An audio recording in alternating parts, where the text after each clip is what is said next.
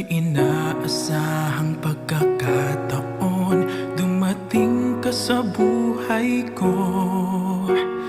Di ko akalaing magkakasundo tayo.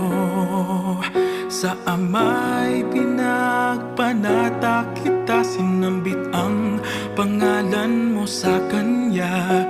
At sinabi kong mahal kita, wala nang alinlangan pa.